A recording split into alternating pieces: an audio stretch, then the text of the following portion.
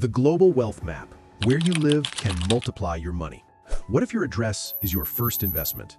Same skills, same hustle, same idea. But move your dot on the map and your odds of becoming a millionaire can swing wildly.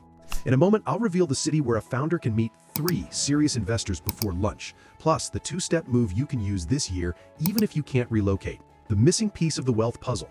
We've spent years dissecting the who and the how of wealth. Who gets rich, how they invest, how they scale. But the question that quietly separates the merely good from the extraordinary is the where. The world is not a level playing field. Your environment can act like compound interest for your efforts, or a silent tax on every step you take. Picture a sapling. Plant it in rocky, arid soil, and even a strong tree struggles. Plant the same sapling in rich, well-watered ground, and it explodes with growth. Skill and grit matter, but the soil multiplies or mutes your results. Wealth works the same way. This is your map to the soil types of prosperity, where opportunity concentrates, why some places mint fortunes, and how you can leverage the map no matter where you start. Later, I'll give you a simple 5-minute zip code audit that can predict whether your neighborhood will help or hinder your net worth over the next decade. Flag that, we'll come back to it. Arc 1, the macro map, the bedrock of opportunity. Let's start wide angle. Strong economies are the bedrock. Stable institutions, enforceable contracts, consumer purchasing power, and infrastructure that actually works. These are not abstract ideas, they're accelerants. Consider the contrast. In the United States, you find deep capital markets, reliable logistics, and a legal system designed to adjudicate disputes predictably. The numbers reflect that reality. Roughly 23 million millionaires live in the US, more than any other country by a wide margin. That didn't happen by accident. It's what a mature economy with a rich support ecosystem produces. Now, look at regions where entrepreneurs battle rolling blackouts, gridlocked ports, patchy internet, or arbitrary regulation. There, even brilliant ventures may stall. The hurdle rate for success is higher, not because the founders are less capable, but because the friction is relentless. The takeaway from the macro map is simple.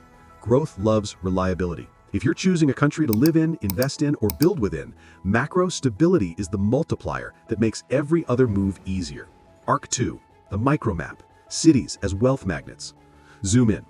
Wealth doesn't just cluster in countries, it concentrates inside a handful of cities. Half of the world's billionaires live in about 10 cities. That concentration is not random, it's engineered by density and design. Why do places like New York, London, Singapore, and the Bay Area dominate? Proximity. Within a few blocks you have capital, venture firms, private equity, angels, family offices, talent, engineers, operators, designers, sales pros ready to switch teams on Monday.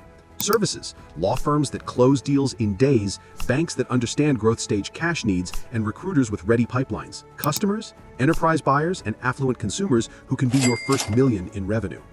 In New York, a founder can pitch 3 funds before noon, step into a client meeting after lunch, and sign a term sheet the same week. The system is designed to shorten time to yes. Try to run the same play in a remote town. Your burn rate is lower, but so is your velocity.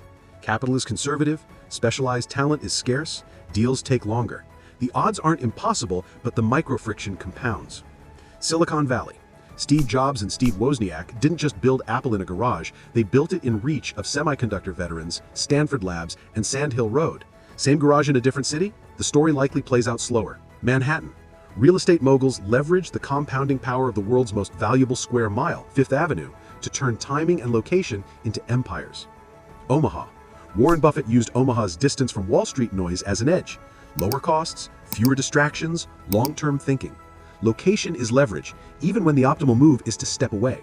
If you run a small business in the US and you're hunting for zero-interest funding to fuel growth, check out our sponsor, Zero Interest Mastery.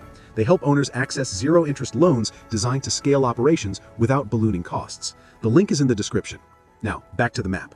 Arc 3, taxes, law, and culture. The invisible architects. Beyond geography and density, 3 invisible forces shape wealth outcomes. Law, taxes, and culture. Law. Strong property rights and reliable contract enforcement attract capital. Predictability lowers risk premiums. Investors bet bigger where outcomes are adjudicated fairly. Taxes. Structure matters as much as rates. Competitive corporate taxes, clear incentives for investment, and smart capital gains policy can pull founders and funds across borders. Punitive or unpredictable regimes push them away. And culture. This one is subtle but decisive. Some cities celebrate risk-taking and treat failure as R&D. Others stigmatize it. If your first attempt brands you forever, you don't take the second shot. Silicon Valley's tolerance for failure created a flywheel. Try, fail, pivot, Scale. Estonia's digital-forward approach, Singapore's pro-business clarity, and Dubai's move-fast zones are all cultural policy hybrids that court builders. The compound effect of law, tax, and culture is either a tailwind or a headwind you feel in every decision: hiring, fundraising, reinvesting, exiting. Arc 4. Geo-arbitrage. Earning high, spending smart. Enter the modern twist: geo-arbitrage. In a connected world, you can earn in strong currencies and spend in lower-cost markets. That's not theory, it's daily strategy. Individuals. A software lead billing US rates while living in Lisbon or Bali can save and invest dramatically more without sacrificing quality of life. Teams. Startups can plant a sales HQ in New York or the Bay Area for revenue velocity, keep engineering in lower-cost hubs for runway, and assemble world-class design talent wherever it lives. The company's location becomes a portfolio, not a pin on the map. Businesses at scale. A holding company in a jurisdiction with clear rules and favorable tax structure, operating subsidiaries where talent pools are deepest, and customer-facing teams where buyers are clustered. Location becomes a system, the city where capital finds you. If you had to pick one metro where founders can meet seasoned investors before lunch and close quickly, the answer, unsurprisingly, is the San Francisco Bay Area. Not because rent is cheap or weather is mild, but because capital density, founder density, and knowledge spillover are unmatched per square mile. In a small radius you have Sand Hill Road, Stanford, Berkeley, and a stack of unicorn operators who can debug your go-to-market over coffee. That density compresses time. And in startups, compressing time is how fortunes form. Is it the only path? No, but when the clock matters, you go where the clock runs faster. What if you can't move? You don't have to. Use the two-step location play this year. Borrow a network. Join a remote-first team headquartered in a capital-rich city. You inherit their credibility and connections. Spend 2 weeks per quarter in an opportunity hub. Book investor office hours, founder dinners, and customer visits back-to-back. Apply to accelerators and fellowships that bridge location gaps. The right program is a passport. Your zip code stops being a gatekeeper. Borrow a cost base. Keep your living and build costs in a lower expense market, your runway stretches, your negotiation power increases. Outsource specialist tasks to top talent wherever they live. Optimize for excellence, not zip codes. Buy assets, especially real estate, in supply-constrained submarkets near growing job centers. You want scarcity plus demand, not just low price. Micro case studies. Location is strategy. The Founders Combo. HQ in New York for enterprise sales velocity, engineering in Raleigh-Durham for stable talent and costs, design talent remote. Sales cycles compress, burn drops, culture stays tight via quarterly onsites in a hub. The Investor's Edge. Living in Omaha or Austin reduces personal overhead. Spending 1 week a month in New York or the Bay maintains pipeline density. The spread becomes your alpha. The Creator's Path. Earn US ad and sponsor rates, live in Lisbon, and build a local team.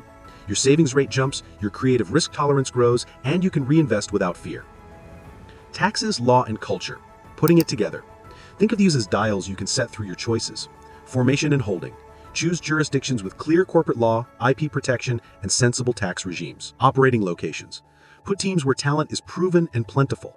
Selling and raising. Stay within arm's length of buyers and backers physically or by frequent purposeful presence. Your addressable advantage, the playbook. If you're early stage, go where the yes is fastest. If you sell to enterprises, spend time where enterprise buyers are. Optimize for mentorship density. 10 conversations with operators who've solved your exact problem beat 1,000 hours alone. If you're scaling, split location risk. Keep your revenue engine near customers, your cost base where it stretches, and your legal structure where rules are clear. Acquire location options. Lease, don't buy in your go-to-market city until product channel fit is proven.